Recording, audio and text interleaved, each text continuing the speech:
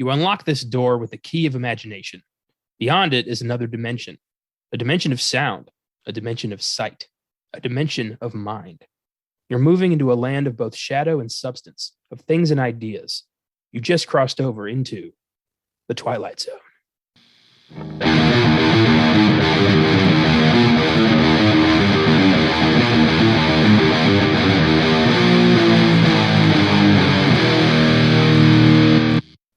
Happy Wednesday, everybody. I'm Connor Eyzaguirre.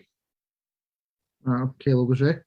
And welcome to the Filmgazm podcast. Today's episode is the divisive and controversial 1983 anthology film, Twilight Zone, the movie. 4 segments directed by some of the best cult film auteurs of the 70s and 80s. Structure today is going to be a bit different, as we're going to treat each segment like its own little movie. This was my pick of the cycle. I've wanted to talk about this movie for quite some time. There is a very dark cloud looming over this film in the shape of a tragic accident that claimed the lives of 3 people. And we are going to talk in depth about that. Austin and I had mentioned it briefly when we did an American Werewolf in London last year, I believe, last January. Another John Landis movie. A lot of people, including myself, see him as primarily culpable with this situation, but we'll get into that. But first, the Twilight Zone. We got to talk about the source material, a show that had more impact on the development of horror than maybe anything else. Rod Serling's immortal classic series. The Twilight Zone first aired in 1959 on CBS. It was developed by Rod Serling, who served as executive producer and head writer. He wrote or co-wrote 92 of the show's 156 episodes, and also served as the narrator and host of the series. It lasted 5 seasons until it ended in 1964 and was the jumping off point for a lot of future cult actors and cult writers. It was revived 3 separate times, once in 1985, where it lasted until 1989 with no regular host. Again in 2002, hosted by Forrest Whitaker, which lasted 1 season. And finally, again in 2019, hosted by Jordan Peele, lasted 2 seasons. How familiar are you with the Twilight Zone? Have you dug into this show? Oh, yeah. My mom used to watch it whenever Sci-Fi Channel would do its marathons. I'd seen a lot of the episodes. And actually, I remember the Talking Tina episode and the one where there's the wax figures in the basement that would come to life and kill people. Scared the living shit out of me as a kid. So I always grew up seeing this show, and I really, as I got older, I started to appreciate more film and wanting to see what this is, really fell in love with this show. And I've seen the original one, which I love. I have seen a little bit of the Forrest Whitaker one, which I thought was okay. I did watch the Jordan Peele produced one in its entirety, which was also pretty hit and miss. Just nothing's really touched what that original show's done. I think the closest I got was actually this movie, watching this movie very recently.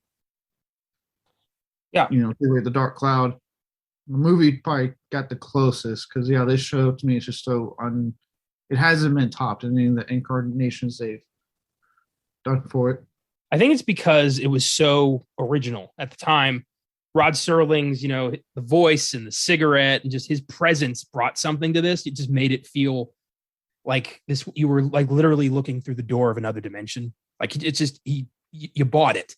I don't know what it is, and they still hold up. These episodes, some of these are so creepy and way ahead of their time. I recently, well, not recently, it's about a year ago now. Actually, 2 years. Jesus, I forgot about the COVID blank year where nothing happened. It was the 50th or 60th anniversary of the Twilight Zone. And me, my grandpa, and my uncle, 3 generations of my family, went to a screening of 5 Twilight Zone episodes and then a documentary on Rod Serling and his process. And it was so cool. A couple of those I'd seen before. Some of them were first-time watches, and it was just a really cool moment where my grandpa realized that, 3 separate generations of his family had been raised on this show, and it meant something to all of us. Like I said, I think this show has done more for horror than anything in pop culture. I mean, it brought it into the mainstream. It gave people a chance to create horrific stories, and they still are just so unnerving. I mean, you mentioned Talking Tina. holy shit, there never would have been a Chucky had there not been a talking Tina. Like, this was the groundwork. This was the foundation for so much. Well, then what the show did help do something for horror as far as like the idea of social commentaries. Because at the end of the day, a lot of these episodes aren't necessarily about what you're seeing on a surface level. There's usually 9 times out of 10, Rod, certainly there's something else being said. It's being used to talk about something deeper. I forget the name of the episode, but the one where they are on the street where the aliens supposed to be invading, they keep blaming each other. Like Monsters on Maple Street, I think. There you go. Yeah, really good episode, but it's, that plot's more so about American greed and like betrayal and things like that. It's not necessarily about the episode's about the alien and what's going on in this little street, freaking out, but something deep was being said. And that's, I think, a big reason it's lasted, and really it's probably biggest legacy to horror and sci-fi as well, is you can have this type of entertainment and it be something more than what's on the surface. Yeah, Serling had definitely had a lot of things he wanted to say. The documentary that I got to see really talked about what he believed in and what he wanted to do with this show. He didn't just want to scare people. He wanted to make them think. He wanted to make people reconsider their beliefs on things. And, like Maple Street is all about the Red Scare and communism and our distrust of one another. There is no alien. There's no monster. It's just, a down satellite turn this neighborhood against one another, and there's no going back. It's so brilliant. And it's all in just like 20-minute increments. It's really remarkable. It lasted, 5 seasons, and there's been attempts to bring it back, but no one's ever been able to do it the way he did it. No, I think because people missed the point of it. Again, they missed that social commentary point to it. I think the closest they got to me was the most recent edition with Jordan Peele. That's just because Jordan Peele, he does that with his movies to begin with. He's very much a social commentary conscious director. So it's like that matches him to do the show. Oh, yeah.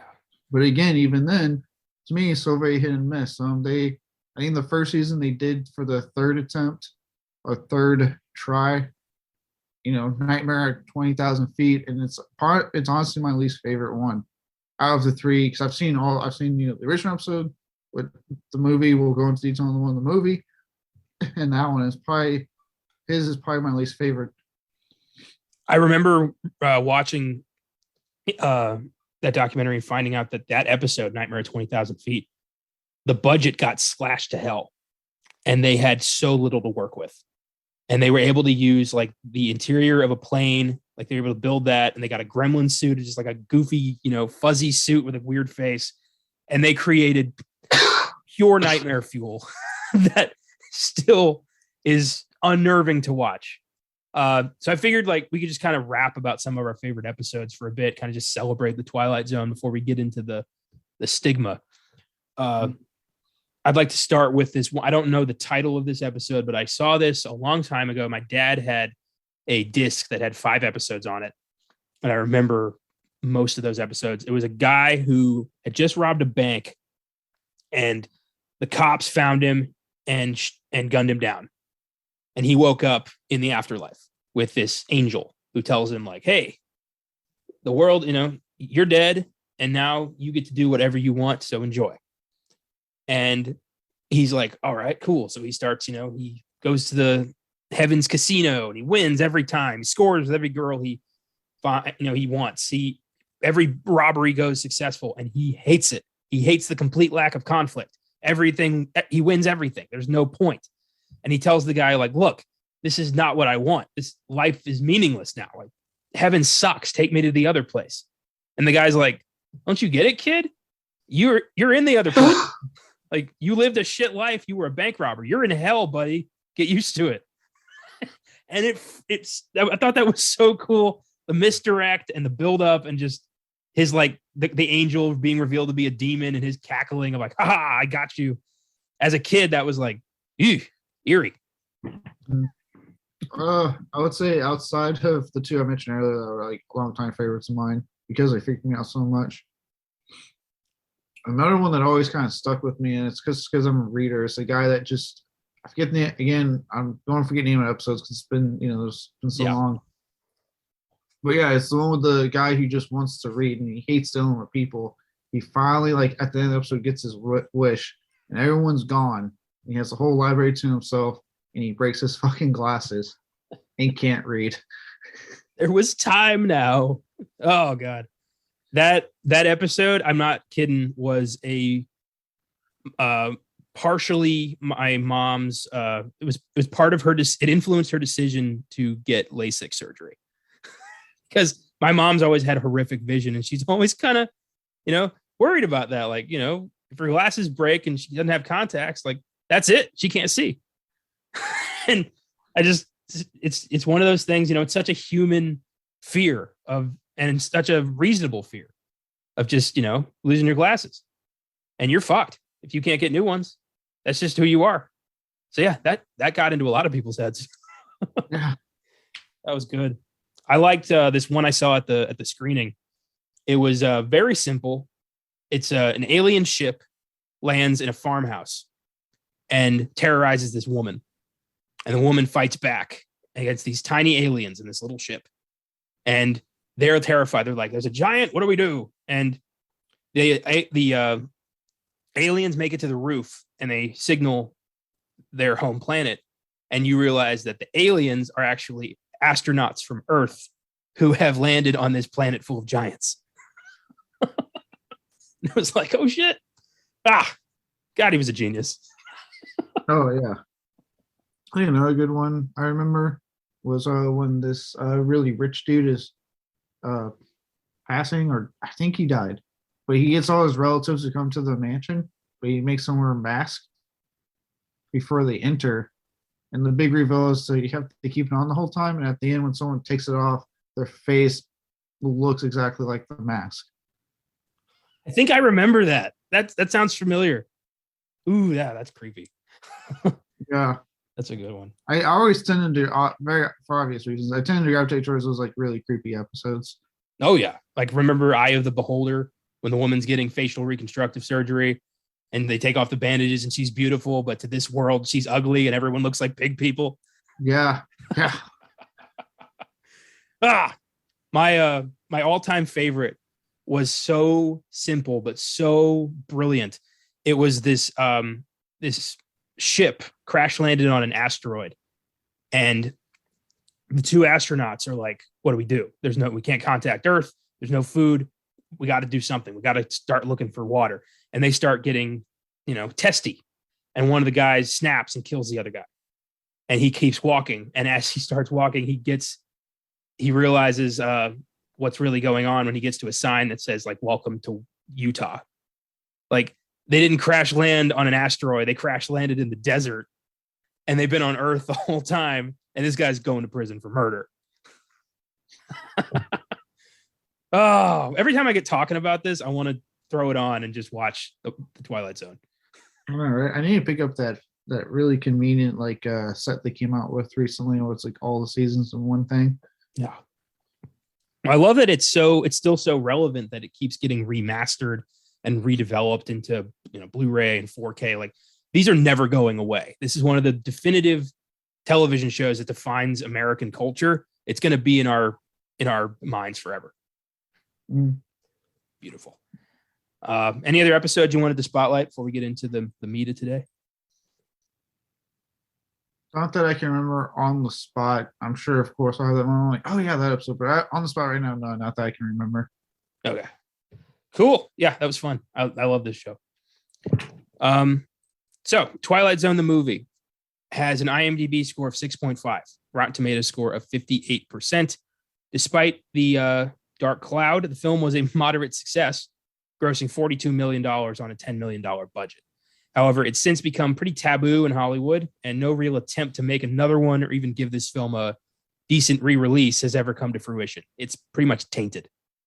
No one will touch this. And for good reason. It drags up a lot of bad memories for a lot of people. It is interesting that they still released the movie. I mean, that would never happen today. We're just seeing now with the situation on the Rust set that movie is completely buried. That movie's never coming out. They're never going to finish it. It's dead. And in the 80s, a helicopter fell on a character actor and two children and they still made the movie, still came out and did well. How things change, huh? Yeah, it's insane. I personally, I'm with the movie coming out, and if you can't handle knowing what's in, that's fine. Like, you do not have to watch the movie. I completely understand. If I understand the scene in question is not in the movie, like, that's, I think, how they got around it. They're like, take the scene out. Do not put that scene in the movie. Do not bother with it. Yeah. And yeah, so I think that's how they got away with it. I don't know in the case of Rust what's going to happen ultimately, but it does look like it's probably not be coming out anytime soon. Well, we saw, a few years ago, that movie about they were making a movie about the Allman Brothers, and that stunt person got killed in the train accident, and that movie was immediately scrapped. So I think these days it's just considered in its bad taste to still release the movie, and it's, legally the families, I'm sure, there's a lot of civil suits going on. It's just, they don't need the additional bad press, and it will be condemned. It would not make money, not these days. It's just not. Society's changed, I think, for the better in some ways, but also, maybe not. I don't know. It's not really easy to kind of pinpoint that. Yeah, the whole thing's messy, because I stand by that, like, and we'll get more into it, but I stand by that, like, you can't really just put your blame on one person, because movies are a collaborative effort. There's a lot of people involved. There were there's other people involved with that, the helicopter crash, that decided not to tell Landis things that would have caused them a little bit of, like, a second concern. They kept it to themselves. Yeah. They just, like, yeah, we won't tell them, we'll be fine. And who's to say if they had told Landis, like, hey, we have this issue, he would have been like, all right, then let's hold up. And you had a movie studio that was pressing to get the film done. Like, there's a lot of things that people don't take into account that are just getting forced. And same with, like, Rust and the other movie about the Allman Brothers. Like, there's so many people involved that that's why they tell you. Sorry, that's why they tell you on movie sets, don't be the person with a secret. Like, and again, they said it in this case for this movie, like, everyone has the right to yell cut. So anyone involved in this movie specifically could have said cut, could have said something, they didn't. Yeah, I'm sure a lot of that was, John Landis had a reputation for being kind of a control freak, for being kind of difficult, for being kind of an angry person on set. So I'm sure a lot of that was fear of being, just having your career get a little sabotaged potentially. But even then, you should have still had the balls to just not worry about that. If someone's life is more important than someone's reputation for how they are as a director. 100%, I agree with you. I don't think it was the right call at all, but I think it does explain why nobody said anything. Yeah, this is a dark episode. This is a dark event in Hollywood. It's a very touchy subject even today. That's why no one's ever gone back to Twilight Zone, the movie. I know a while back, a few years ago, Leonardo DiCaprio bought the film rights and wanted to do it again, and no one would back him. Like, it just didn't happen. They came out with a Blu-ray, and now it's hard to get, but there was a Blu-ray for a time that came out for people to grab. Yeah, I've been trying to hunt that down. I like this movie despite everything, and I do want it to have, like, a decent release and be kind of, have a chance, because, like, take, George Miller and Joe Dante, for instance. They had nothing to do with this. They had nothing to do with the events that transpire, but their piece of the movie got buried too. Yeah, and I don't think that's fair. Spielberg, because Spielberg directed one of the segments. Yeah, I did find out he got arrested as a producer, but I don't think that's fair. We'll get into it. So Twilight Zone, the movie, was really developed by Spielberg and Landis. This was kind of their baby. They were fans. They wanted to do a Twilight Zone movie. So with that, let's get into the movie. We begin with the prologue called Something Scary. Appropriate. We see two friends, possibly recent acquaintances. I always get the vibe that Aykroyd's a hitchhiker. It was probably a hitchhiker situation. That's what it felt like. Yeah. They're driving on a dark road, singing Creedence. The Midnight Special has been a mainstay on every Halloween music mix I've made since I saw this movie. It's such an eerie song because of this movie. And they're just driving along, listening to Creedence talking about show tunes, and then the Twilight Zone comes up, and they start reminiscing about some of their favorite episodes. It's a great way to start this movie. Just, it's what we all do whenever the Twilight Zone comes up, and we did it just now. We talk about our favorite episodes. It's one of those shows. It's like everybody's seen at least one, Oh, yeah. This segment was also directed by John Landis. Oscar nominee Albert Brooks plays the driver. Brooks was nominated for his performance in 1987's Broadcast News. He was also in Taxi Driver, Defending Your Life, Drive, The Simpsons Movie, and Finding Nemo as the voice of Marlin, which is how most people know him. You hear that voice, it's immediately like, oh, that's Marlin. And I think it's brilliant to have two people mostly known for their comedy to lull you into a false sense of security, make you think you're safe. It's very smart. Oh, yeah. It works really well because you do get low. You're like, oh, hey, Dan Aykroyd. And yeah, Dan Aykroyd won't hurt me. It's Ray. He saves me from the ghosts. He's fine. He gets blowjobs from ghosts. He's okay. Yeah. Nobody getting a blowjob from a ghost could be a bad guy, right? That's a great thing to put on a t-shirt. Anyway, Oscar nominee Dan Aykroyd plays the passenger. And if you want to know a bit more about Aykroyd's career, who I feel like I've been talking about a lot lately, check out our recent episode on Ghostbusters. And these two guys are just, driving along. And all of a sudden, Aykroyd decides to ask his new buddy, hey, you want to see something really scary? Iconic line that has been on movie, quote of the month calendars. It's become just associated with fear. And it's great because Brooks is like, yeah, all right. He's like, pull over. Come on, pull over. Trust me.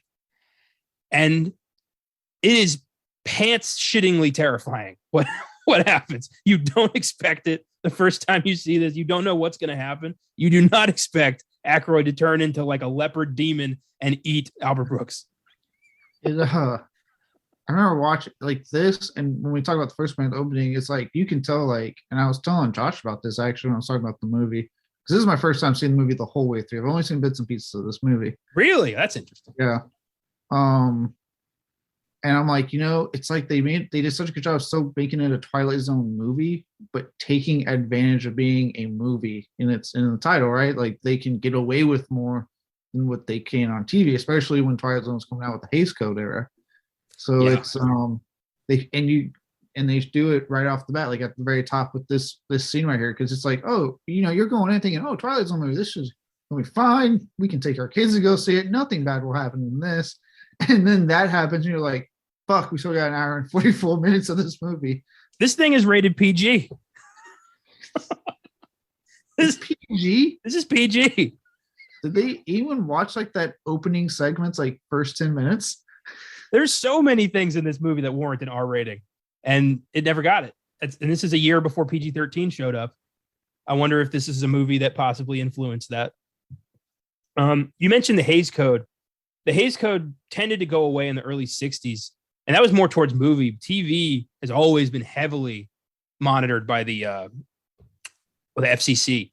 Yeah, or standards and practices, whatever the fuck they want to call themselves. So it is kind of incredible that Serling was able to kind of just squeak by their incredibly regulated standards and develop these shows that have lasted forever. I did want to mention he did do a revival kind of secondary show called Night Gallery in the 70s. It didn't quite measure up, but still has its fan base. So I've heard a lot from a lot of people who actually really stand by that show. Yeah, I've got like my family is all Twilight Zone nerds. Like seriously, like it's crazy.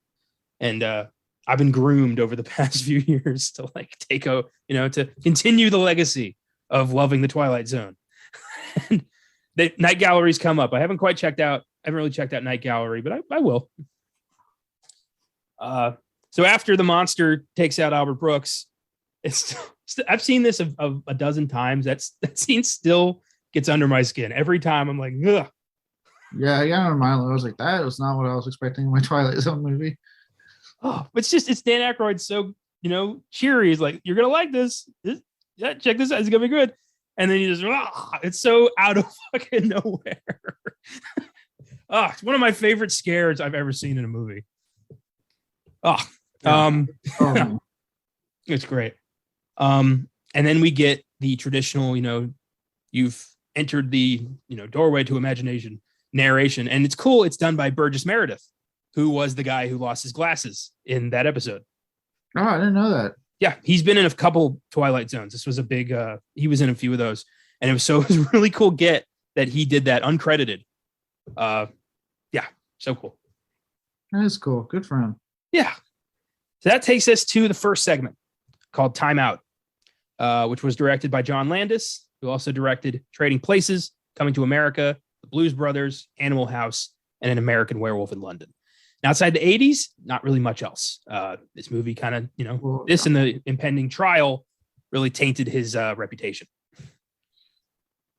Timeout stars Vic Morrow as Bill Connor, a grumpy racist who gets to experience real prejudice and racism firsthand as he's transported to Nazi Germany as a Jew, the deep American South as a black man, and the jungles of Vietnam as one of the Viet Cong during the war. It's a very brilliant idea. This is the only original segment of the movie. All the other three segments were based on existing episodes. This is the only one that's original. Yeah. Prior to his final performance in this movie, Vic Morrow was a character actor who had appeared in such films as The Bad News Bears, Humanoids from the Deep, and 152 episodes of the series Combat as Sergeant Saunders. I haven't seen Combat, but it was a big show in the 60s. And tragically, Morrow was killed in a freak accident on set of this film. So before we talk about the actual segment, let's talk about this. I have an article here from history.com. Actor and two children killed on Twilight Zone set from July 23rd, 1982. So this is what happened. We'll lay out the facts and then we'll discuss our thoughts on what happened. Okay. On July 23rd, 1982, Vic Morrow and two child actors, Renee Shin Chen and Micah Din Lei, are killed in an accident involving a helicopter during filming on the California set of Twilight Zone, the movie. I should mention these kids were 6 and 7 years old. Morrow, age 53, and the children were shooting a Vietnam War battle scene in which they were supposed to be running from a pursuing helicopter. Special effects explosions on the set caused the pilot of the low-flying craft to lose control and crash into the three victims. The accident took place on the film's last scheduled day of shooting. This was an afterthought scene. They weren't going to have this. They thought Vic Morrow's character needed some sort of redemption, so they had him save some Vietnamese kids. And this scene was hastily put together. A lot of corners were cut. And, well, we all know what happened. Twilight Zone co-director John Landis and 4 other men working on the film, including the special effects coordinator and the pilot, were all charged with involuntary manslaughter. According to a 1987 New York Times report, it was the first time a film director faced criminal charges for events that occurred while making a movie. As we've seen recently, it was not the last. During the subsequent trial, the defense maintained the crash was an accident that could not have been predicted, while the prosecution claimed Landis and his crew had been reckless and violated laws regarding child actors, including regulations about their working conditions and hours. These kids were there illegally. Kids are not allowed to film, and I don't know if it's still the statute. It probably is, but kids are not allowed to film after hours. Like there's a certain amount of hours kids are allowed to work on a film set, child labor laws and all that. It's still very much the rule. I think I heard a story where like Robin Williams, and this was in like the late 90s, maybe early 2000s, where they were trying to film a scene late and he shut it down. He's like, no, these kids are going home. I remember that. That was on Jumanji. Mm-hmm. Yeah. Okay. Well, yeah, good. I'm glad it's still the thing. Landis insisted, like, hey, we'll go, if we can't get kids through the union, we'll go find kids, which is really fucked up. And he found these 2 Vietnamese kids and he did it anyway. Everyone on set knew this was not kosher. Nobody stepped up. Yeah. Well, no one stepped up. And, and look, I'm not saying like, Landis did a lot of wrong as well. But like I said, no one spoke up. And it says, I'm also looking at like an article myself with the associate producer, George Halsey Jr. As I'm going to read it verbatim. Okay. Told the children's parents not to tell any firefighters on set that the children were part of the scene, and also hid them from a fire safety officer who also worked as a welfare worker. So that's why I say when people are like, it's all John Landis, I'm like, I'm not saying he isn't free of anything here. He did do some wrong, but other people were also just as wrong. So it's more like I put the blame equally on almost everyone involved. Fair enough. There is, considering how dangerous everybody knew this was and how many corners were cut. Yeah, there's a lot of culpability here. Yeah. And that's just it's insane. So following the 10-month trial, a jury acquitted all 5 defendants in 1987. The families of the 3 victims filed civil suits against Landis, Warner Brothers, and Twilight Zone co-director and producer Steven Spielberg that were settled out of court for undisclosed amounts. Mm-hmm. And the movie did come out in 1983 and did all right. Yeah. And I should point out, Spielberg probably got out of it because from what I understand, he threw Landis under the bus. Yeah, their friendship was completely destroyed by this. Yes, it was destroyed. And again, I'm not saying like I understand Landis' interpretation, and even look, as someone who likes a lot of his prior movies, even when I hear him in interviews, like he kind of rubs me the wrong way just because he loves to talk and take over the conversation.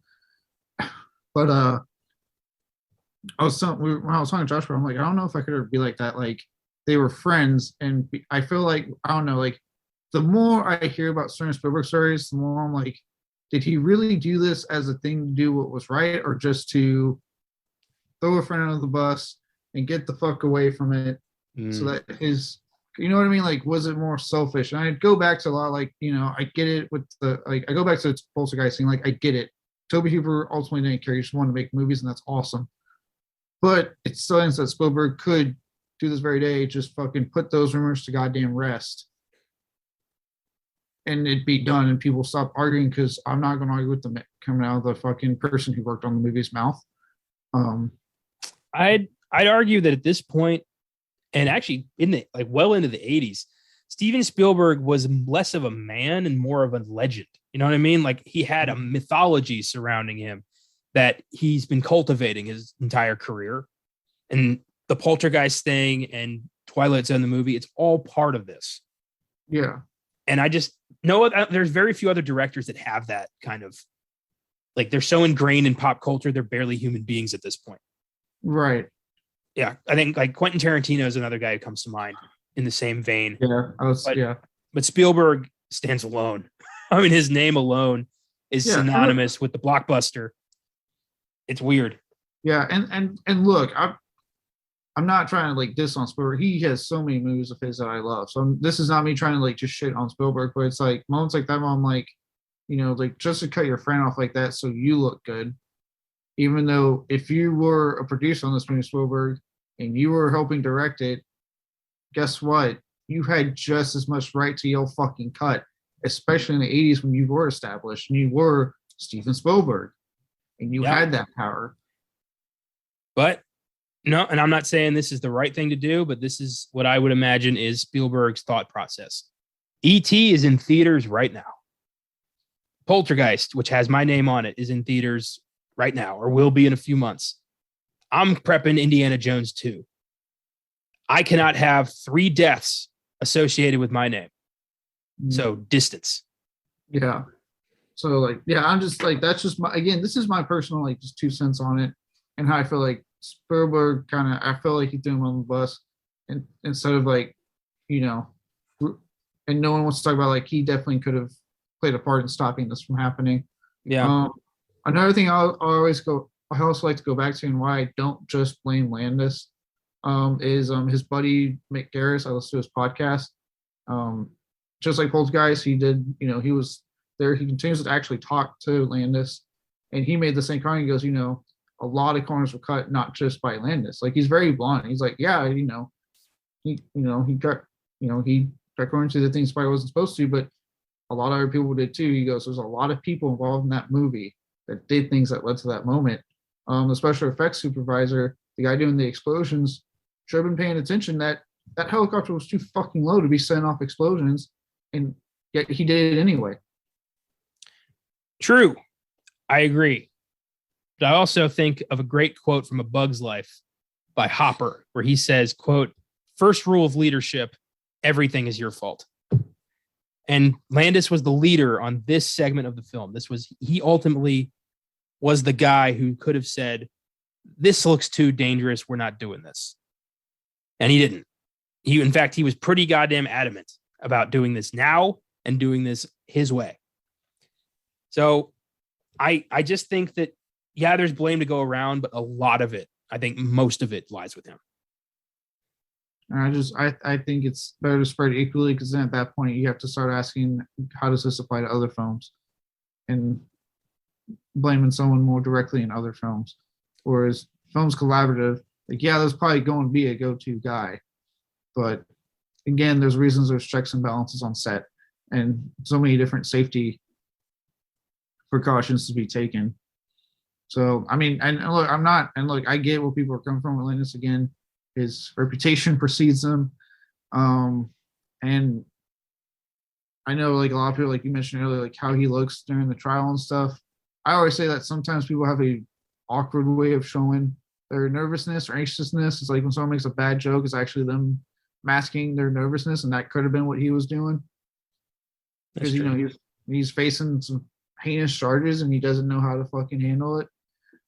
And you know, at the end of the day, you know, we can throw the blame around, right? Yeah. At the end of the day, though, and this is another thing I like to go back to, and a lot of people point out, is that he's the one that has to live with it. You know, no, we don't. So, you know, I think that's why I try not to just come at him, because it's like, at the end of the day, he's the one that lives with that fact, and he has to live with it till the day he dies. Yeah, that's true. That's true. I reckon, like, people coming at Alec Baldwin, I'm like, leave the guy alone, because at the end of the day, he has to live with that, and he has to deal with that until the day, like, you know, it's easy for us to sit there on the outside and condemn someone, but when an accidental death like this happens, and it is, like, whether it's entirely on your hands or a good chunk of it on your hands, you deal with it. You have to be the one to mentally find a way to go on with life, knowing what happened. Yeah, I recommend this checking out the there's a mini series on Shudder called Cursed Films that you recommended to me. There's an episode on Twilight Zone the movie that interviews the production designer and stuntman Kane Hodder and some other people who have their some things to say about this event. Trigger warning: you are going to see the actual footage of Vic Morrow and these kids' death, and it is horrifying and uncomfortable. So be prepared for that. Yeah. To the credit, they only show it once. It is for a purpose. It's not to shock anyone. Yeah. It's so you can see what happened.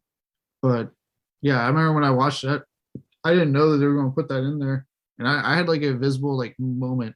Well, I like yelled "oh shit" at the TV, and like I had to pause, and like it hit me so hard actually seeing it. And yeah, it's unreal. It's really just hard to describe and hard to kind of keep in your head. But you can't talk about Twilight Zone the movie without talking about this. It's impossible.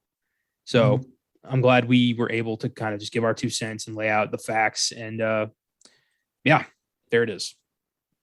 So now that we've done that, let's talk about Timeout. What do we like about this segment? What it ended up being? I like that, kind of like what I mentioned earlier, actually, with it feeling like Twilight Zone, but, you know, taking advantage of the movie aspects. This felt exactly like it could have been on a, take away the racial slurs, it could have been a Twilight Zone episode. Like, you know, yeah, there's all this weird shit going on, but ultimately this is a story about like a racist gang has comeuppance, a bigot gang has comeuppance. I love that you said like take out the slurs and it could be a Twilight Zone episode. And I'm like, this thing came out in the late 50s. I mean, in America, slurs probably weren't a deal breaker. Well, you can't say the N-word on TV. Isn't that kind of, I know I'm glad about that, but isn't that also kind of a surprise in the 50s? Right. Like, people say it so freely to be, you know, assholes, but I can say it on TV. Can't go there. There's a silver lining. Yeah, I think it's a really smart, you know, idea. Definitely plays up the social commentary that Rod Serling was known for. You know, racism, you know, you're going to be a racist. Well, you know, what do you think it feels like? It's really smart. And there is, there's moments that he has empathy where he's like, you can tell in his, like when he gets put in the car and he sees the Jews in the train car and he kind of has this look in his eyes like, I didn't know, I'm sorry. And because of the way, this ended up turning out, there is no redemption for this character. He just gets carted off to fucking Auschwitz and that's it. Which again, with the knowledge of what went down, I actually prefer this ending because it does fit a Twilight Zone ending more than what whoever wanted that original ending would have fit. I agree. It's more of a dark kind of sting on you, it's like, oh shit, I hope I'm not a racist. Which if you have to ask yourself, you probably are. just odds are, if you have to kind of take a momentary, self-evaluation and think like, am I a racist? 9 out of 10 times, yeah, you are. Yeah. Got to make this a little lighthearted again. Yeah. So next segment, Kick the Can, directed by Oscar-winning filmmaker Steven Spielberg, who won his Oscars for directing Schindler's List and Saving Private Ryan, and is also responsible for directing almost every movie you loved as a child. He's Steven Spielberg. Kick the Can stars Scatman Crothers as the magical Mr. Bloom, who helps the residents of Sunnyvale Nursing Home find their lost youth and joy for life. You may remember him as Dick Halloran in The Shining. And this is the one segment I don't really care for. Yeah, it's because it's kind of like, think about it, like, my feelings on the movie Grindhouse, why I don't really care for a Tarantino segment, because I just feel like he can't break out of his style to make the type of film I want in a Grindhouse movie. No. Whereas, Rodriguez gave me what I want in a fucking Grindhouse movie. Same with this. It's like, Spielberg obviously has a style. We all love his style, but considering how the other segments, this one does stand out as like being different from the others. And it's because, again, Spielberg will not break us. I get it. I mean, I completely get it. I get it with both these directors, for Tarantino and Spielberg. But again, kind of sit there and go like, come on, man, just break your style once. It's an anthology. Stretch yourself, man. Well, I do have some further information on this in the Filmgazm facts, but I might as well bring it up here. He wasn't going to do this segment originally. He was going to do the Monsters on Maple Street. But after the incident with Vic Morrow and all that went down, he wanted to bring a little bit of lighthearted softness to the movie. So he chose Kick the Can. Can't blame him for that. I mean, yeah. Yeah, but I mean, like I said, it does stick out. It's not like a terrible segment by any means, but I just like the other segments a lot more. Yeah, it's just kind of, it's so tonally different from the other three segments that it's just kind of like, honestly, you could skip it, which is unfortunate. You wouldn't think the Steven Spielberg segment in the Twilight Zone movie would be the worst one. Yeah, I feel like had he just gone with the original story, it would have probably been one of the best segments if you ask me, but oh well. Yep, them's a break. So I don't really have much more to say about Kick the Can. It's not my bag. It's I'm glad the other segments are so much better, or otherwise this would just be kind of, meh. Yeah. Next up, It's a Good Life, directed by Joe Dante, who also directed Gremlins, The Howling, Inner Space, The Burbs, and Small Soldiers. One of the most underappreciated cult directors of all time, I think, Joe Dante. I'm glad I got a hell of a resume. I'm glad you said, because I was going to say that. Yeah, The Burbs, Small Soldiers, fucking great movies. I don't think Gremlins is terrible. It's just not, I like Gremlins too, man. Cool. You son of a bitch. There's always this intense, like, momentary hatred every time I say something like that. Like you made it and like presented it to me as a gift, and I'm like, I don't even want this, and like just threw it away. That's how it feels. But, Gremlins is an acquired taste, I assume. I know it's a beloved movie. I couldn't get into it. So it's really not an acquired taste, but okay. It was for me. I was like, I think I wanted more. I don't know. Go listen to my episode on Gremlins. I'm sure I gave out reasons on why I didn't care for it when we did it 2 years ago. I'm sure they want great reasons, but moving on. They actually just today announced the 4K release of The Howling. Shot Factory did. Yep, I don't like that movie either.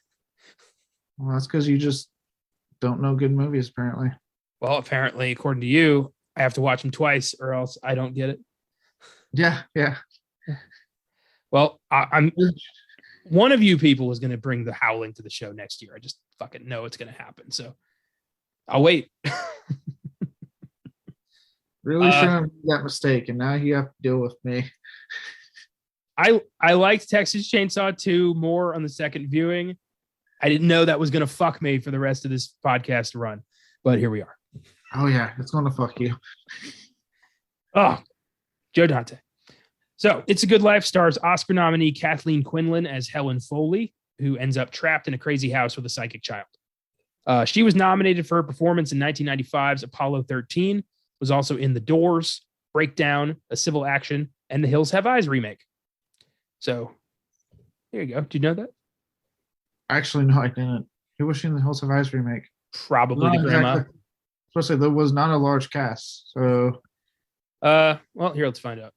Hills. What grandma are you talking about? I don't know. Is there a grandma? That was, I think you're thinking, no, T. Wallace was in the original. Kathleen Quinlan, 2006. Okay, here we go. Ethel Carter. Remember Ethel? Was she the mom, Ted Levine's wife? Yeah, retired detective Bob Carter and his wife Ethel. Yep. She had that horrific scene in the trailer, which we can talk more of when we actually do The Hills Have Eyes and go through that doozy of a scene. Holy fuck, in both versions. I love your like reminiscent laugh, like, oh yeah, I remember that horrific, horrible scene. Oh, good times. It was a good time. It's a really intense scene. I actually really like it. That's great. I always know how I sound like a monster, like out loud, or like, remember the scene where like the thing comes in and like threatens to shoot a baby and rapes the women and kills them all. I'm like, yeah, it's a really intense, good scene. Like, Jesus Christ, you monster. Oh, yep. Yeah, hard to kind of argue the position there unless you're with a horror fan, in which case they're like, oh yeah, that was awesome. Gotta know your audience. Yeah. Then we got Jeremy Licht as Anthony, the crazy psychic kid. He played Mark Hogan in 110 episodes of Valerie. Remember Valerie? No. Yeah, me neither. One of those 80s sitcoms that was beloved for like 5 years and then no one ever talked about it again. Of course. But the kid is unsettling as shit in this segment. The kid does a really good job. I buy that this kid has mastery over all of reality. Yeah, I think sorry, I put in my notes, evil kids always scary because of this fucker. Yeah, that's all, Ethel. Ugh. Creepy. Oh, and the his sister is Bart Simpson, by the way. Really? Yeah. She's the voice of Bart Simpson, has been since 1989. Okay. It's kind of amazing that cast has never fucking shifted. Yeah. They made her, I guess, like, look, they got that supernatural cast logic, which is, hey, if it's paying us, I'm staying on. Yeah. That Simpsons money has been keeping a lot of careers afloat for 30 years. It's, you know, it's good. I like, who doesn't like The Simpsons? It's comfort food. Like, I won't sit there and try to binge all 30 something seasons at this point, but it's something I don't mind throwing on. Just have playing. Ever since it showed up on Disney Plus, I've been off and on a binge. I'm in the 9th season, but I recently restarted after like a 2-year or like 1.5 year hiatus. It's just one of those, after so many Simpsons, you get yellow fever. And you kind of just want to be like, I need to pull this off. I need a month or two without The Simpsons. You just start seeing The Simpsons everywhere. In life, anytime you look at porn, you're only looking at that one. You're like, oh God, something's wrong. That's so weird. Simpsons porn. No, it exists. I know. It's kind of like also it's kind of like when you that question, am I a racist? Usually means you're racist. If you ever have to ask, is there a porno of this? There is. If you've had that thought, someone in the industry's had that thought and they made that happen. I don't know if I should be proud or disgusted. Both. Yeah, I love the slow burn of this segment. It just starts off with just a lot of weird stuff and a lot of people acting very strange. Just, this super happy, like, Leave It to Beaver family who's like, yeah, Anthony can have as much candy and cakes as he wants. Isn't it great? Don't you love it? Isn't it amazing? Just with this such fervor. And the lady's like, you people are nuts. But she doesn't want to say it because she's too polite. Mm-hmm. And then you get the hint finally something's really amiss when and to me this segment has some of the most like horrifying fucking imagery in the movie. But when he shows his sister in her room and he's just like, yeah, she was in an accident. The camera pans up and you see her mouth's like fucking shut. There is no mouth. I love my favorite moment of like, what the fuck is when Helen goes up to see Anthony's room and the family's just standing there with her bag. And as soon as she leaves, they start digging in there, like for anything, like I think for like real food or like a way to send help. And you're just like, what's going on here? Yeah. It's great. You know what it reminded me of? You remember season 3 of Supernatural? The demon Lilith when she was a little kid? Oh, yeah. Totally borrowed from this. Oh, I had to. I love that they bring up that this isn't even his real parents. Like, these are just some people he kidnapped. His real parents disappeared. Yeah. And it's just a hint of like, what this kid's capable of. So you're like, what'd he do to his parents? The implication this one is like insane out of all the segments. Like the implications are terrifying. To quote Dennis, I'm always saying the implication here is strong. You can't say the word implication without bringing up Dennis. I can't, especially because the new season premieres tomorrow. So it's like, oh, not tomorrow. The first, yeah. So in like 2 days. Oh, cool. I didn't know that. Sweet. My favorite part about that discussion is the first time where Mac is like concerned when he's like, this is wrong. No, but see when they're out there and they realize they can't go anywhere. They can say no, but they're not going to because of the implication. It's the way the emphasis he puts on that word. Oh my God, I love it. Oh, that's such a strange show to explain to people who haven't seen it. One of those shows where like you have to really buckle up because you're gonna see some fucked up shit in this show, and it's all played for laughs. I have gained so many friendships over just people who like that show. Is that shows to me that you have a hell of a sense of humor, and we can connect. Yeah, I mean, look, looking at the episode titles for the new season, man, they definitely got a sense of humor because Hulu made the big stink that they removed the Lethal Weapon episodes. So the second episode of this new season is the gang makes Lethal Weapon 7. Like just the biggest fuck you to Hulu. Like, remove it now, assholes. You got to put it on here because there's a new episode. Oh, I love these guys. All right, so I loved when he transports Ethel into Cartoon World and like she gets killed. That was freaky. That was freaky, and I think it goes without saying that the hat trick was terrifying. Holy God. Oh, blah. That's going to probably be this episode's YouTube thumbnail, by the way. Just the fucking rabbit. Well, and the lead up to that is perfect. Like, so time you're like, why are they so scared? What the fuck is going on? And he pulls out the rabbit and that relief, and you're like, okay, why is everyone so fucking worried? Why is he relieved? And then the fucking actual thing pops out.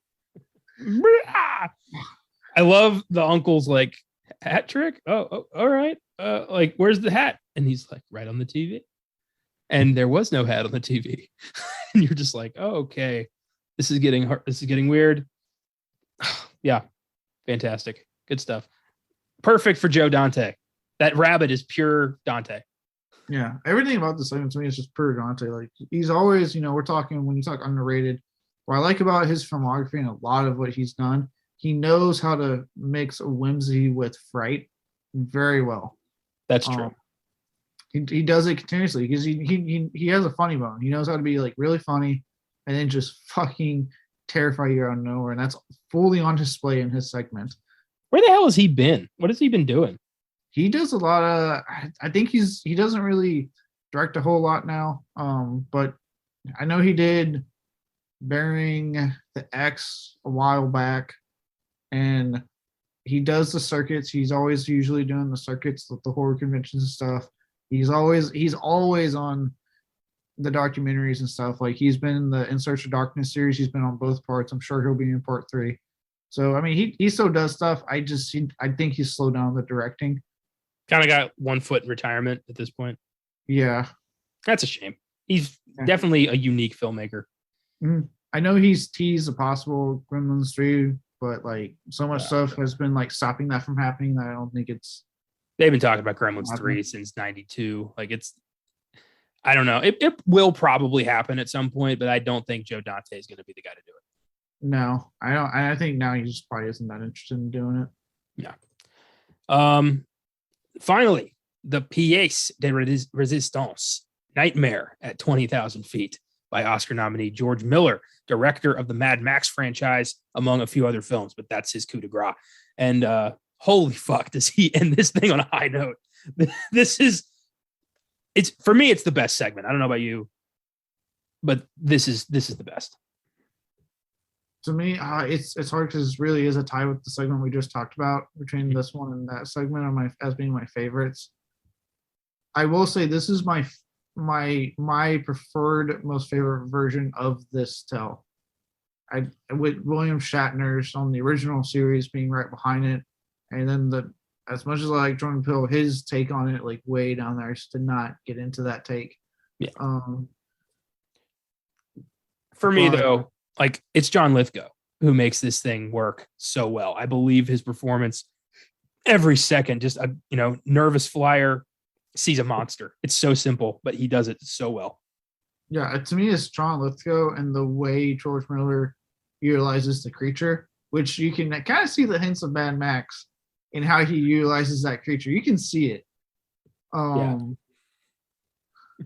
how he does that thing, and like obviously, the big moment that they were going to do, because it's in the original show, so he opens the fucking window and it's right fucking there. That thing, holy God.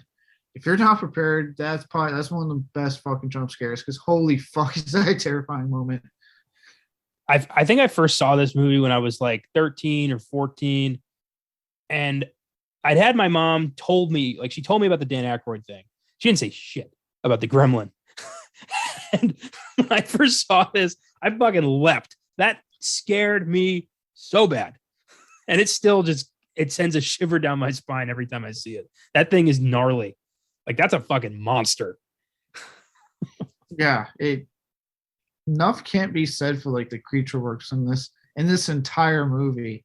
Because we didn't mention last time, but when he brings that cartoon to life and that fucked up Tasmanian devil, like my God, like I need to look it up. I should have done my research, but the makeup effects, like holy fuck, outstanding work in this movie.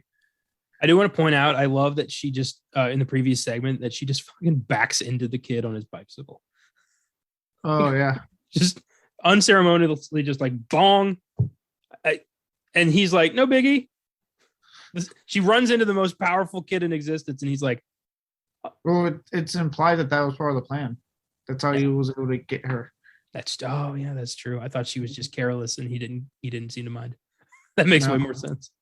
I did think the ending was like, holy shit, that's how we're ending this, when she's like siding with them and to help teach them. I'm like, fuck, was not expecting you to end it like that. And then what really could matter was like when she asked what everyone else going, he's like, what they wanted away from me. And I'm thinking, what did you do with the others? Because they're not back in their normal lives there, buddy. As Benny from The Mummy once said, it is better to be the right hand of the devil than in his path. Boom. Yeah, but Benny still died, so. Yeah, because he was an idiot who betrayed his friends. We have the horses. You're on the wrong side of the river. Think of my children. You don't have any children. Someday I might. Oh, beautiful. I never miss an opportunity to bring up the Mummy, even when it has nothing to do with whatever we're talking about. Movie, God damn it. So Oscar nominee John Lithgow plays John Valentine, a terrified flyer who sees a vicious monster on the wing of his plane. Lithgow was nominated for his performances in 1982's The World According to Garp and 1983's Terms of Endearment. In addition to his fantastic work on TV shows like Dexter, The Crown, Perry Mason, and Third Rock from the Sun, Lithgow has also appeared in such films as Cliffhanger, The Accountant, Rise of the Planet of the Apes, Interstellar, and Harry and the Hendersons. He is considered one of the nicest men in Hollywood and is one of my all-time favorite performers. I've seen so much of his work. He's one of those guys that always brings a smile to my face whenever I see him on screen. And he delivers. But I think the star of this segment is Jerry Goldsmith, who delivers one of the most frightening scores in film history. I think to me, like, everything about this segment just works. Like, from the score to John Lithgow to like a very claustrophobic feeling throughout, because it's in an airplane.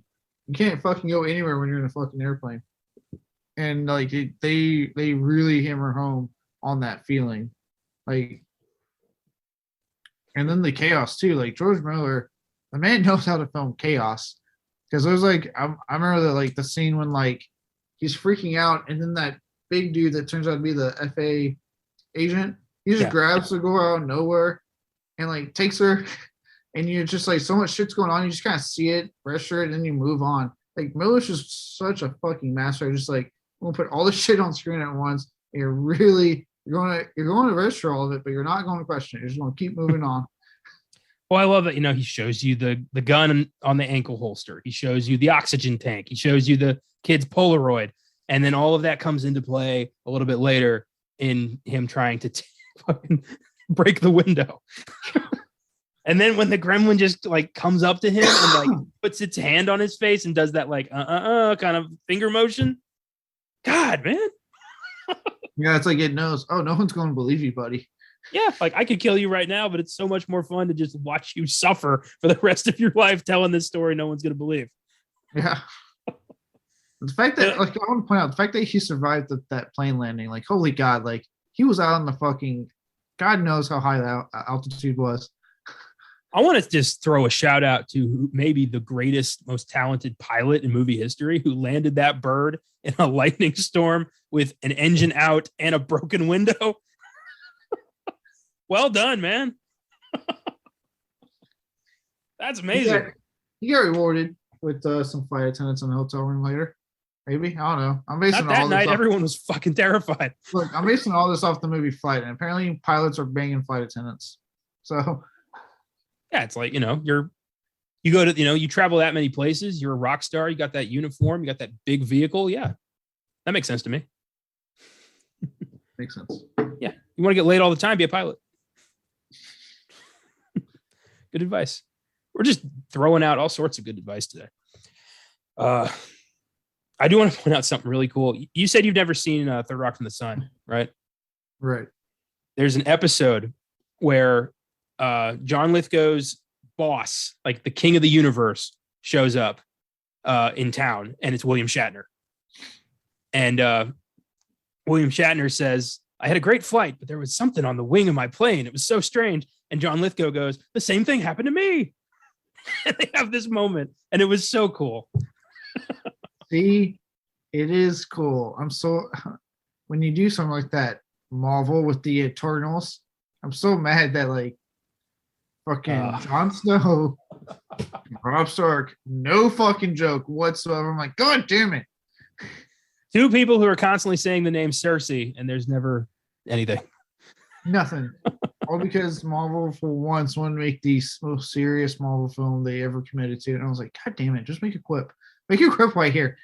I said it in our sneak preview. I'll say it again. I still resent that there was never a no shit Sherlock joke between Downey and Cumberbatch. There was an opportunity there in Infinity War, and they didn't take it. No. But Third Rock did. It took the moment. And earlier, like in the first season, when Dick gets on an airplane for the first time, he does have the, oh my God, there's something on the wing moment. And Mary's like, that's an engine. Sit down. He's like, this is a death trap. And he drags her off the plane. You would fucking love Third Rock, man. There's so many so many references to all sorts of sci-fi and horror. It's great. There's an episode where Kathy Bates plays his number one fan. Wow. Yeah, they don't even try to hide it. No, if you actually ever watch Holliston the whole way through, I'll watch Third Rock from the Sun. All right. That's like, it's like 6 seasons, by the way. I will get to it eventually. Yeah, that's what I thought. I love the way this film is bookended. We end with the John Lithgow getting taken away in an ambulance, and the midnight special starts playing again. And it's our good friend, the hitchhiker, who's like, hey, had a bit of a scare up there, huh? You want to see something really scary?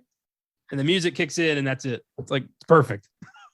Yeah, it's a good way to wrap it up. And I mean, I hear it all the time in anthology films. People always hate the fucking wraparound story. Like, it's usually the biggest, like, constant thing you hear with these anthology films. Yeah. Other than, obviously some stories just don't work as well as others. That just comes with the territory. I think the way they did this one was smart. They had, like, that opening part where had nothing really to do with the movie. It just had that fucking scare scene with, very famous comedians. And then they just wrap it up by having him pop up again. And it works because when you think about, like, Twilight Zone, Rod Serling would pop up at the beginning of the show, say his speech, and then he'd pop up at the end, have his closing monologue, and the show would end. So it also feels, again, getting to that Twilight Zone spirit. Here's someone that pops up at the beginning and pops up at the end. Yeah, it's awesome. I think this is the only anthology film I've ever seen where the wraparound story actually does work. I think the entire VHS franchise never got that right. Creepshow didn't really pull it off that well, but Twilight Zone, the movie, fucking nailed it. Yeah, I'll still take Creepshow. Actually, I will say I'll put Creepshow's wraparound behind Twilight Zone. I think theirs works pretty well compared to most. It's not bad. It's just nowhere near as memorable as the rest of the movie. Oh, no, not at all. I still think the best. I still stand by it. Trick or Treat probably did it the best. Where they didn't even worry about wraparound. It was just like, this is all on the same night. We're just going to keep moving the stories around, so you still get that anthology feel, but it's not really anthology. And I don't know, the way they do it, and Trick or Treat is still my favorite way. Yeah, but I fucking adore that movie, as we all know. I know. I like that one. So don't come at me. 3 Filmgazm facts. Number 1, this is eerie as shit. I don't know if this is true, but if it is, good God. As Vic Morrow was waiting to film what would turn out to be the scene that killed him, he allegedly said to a production assistant, quote, I must be out of my mind to be doing this. I should have asked for a stunt double. What can they do but kill me, right? While he was filming Dirty Mary, Crazy Larry, 1974, he insisted on having a $1 million life insurance policy before he would shoot any scenes involving the helicopter in which he was due to ride. He was very insistent, and when asked why, Morrow allegedly replied, quote, I have always had a premonition I was going to die in a helicopter crash. The fuck? Saying that just gave me goosebumps. That's weird. Yeah. Ugh. Rest in peace, Vic Morrow and those 2 kids. Yeah. I know we didn't really mention that in the thing other than, like, when I was talking about, like, what John Williams has to live with.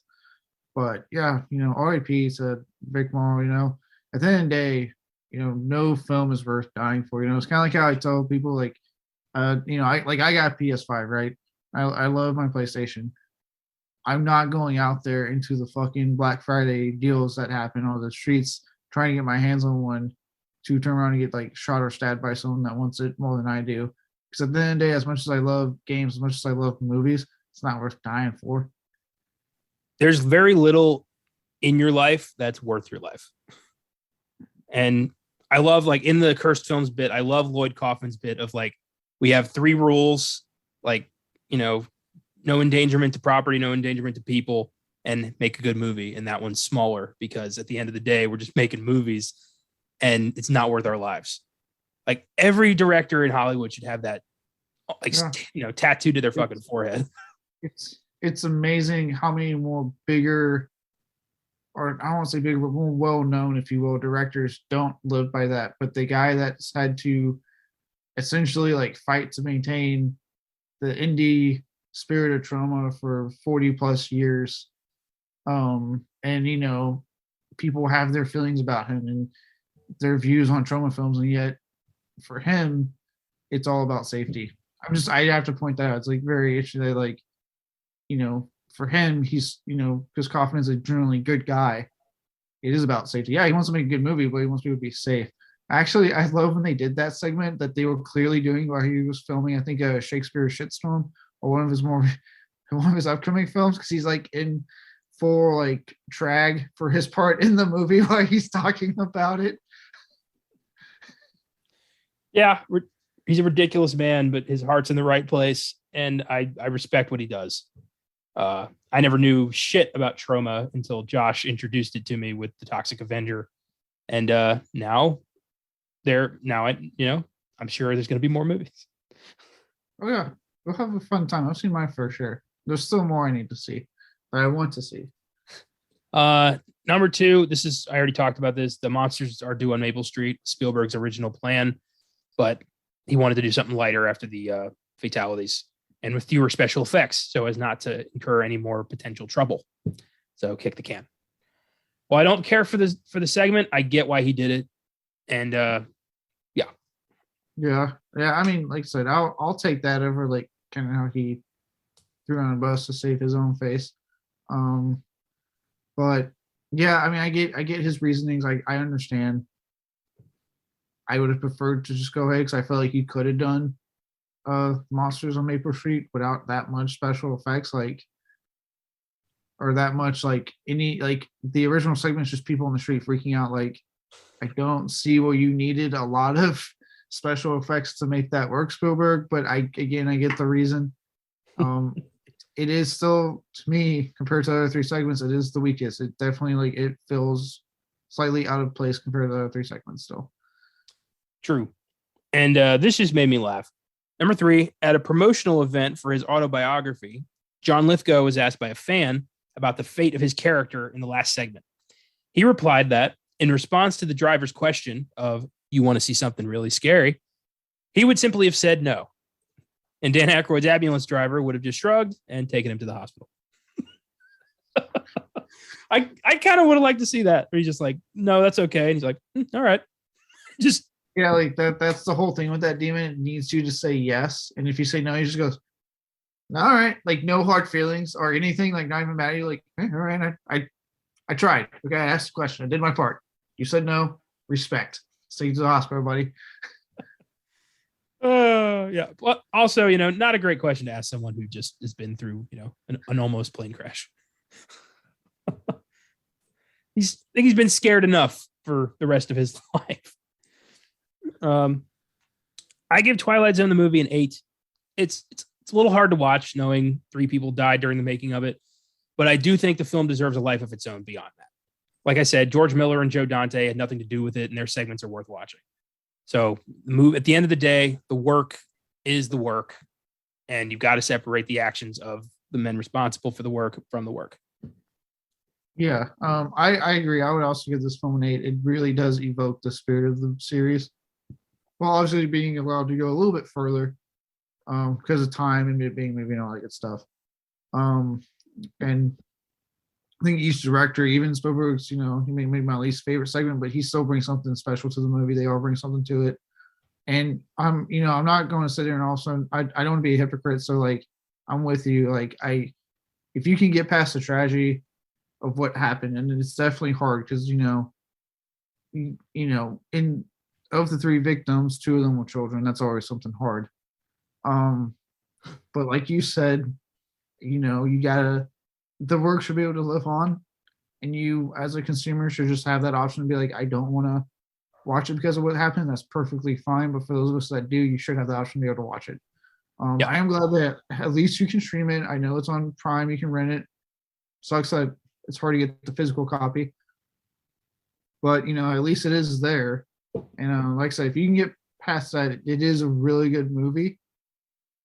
That if you're a fan of Twilight Zone, I think you'll like this. Yeah, well said.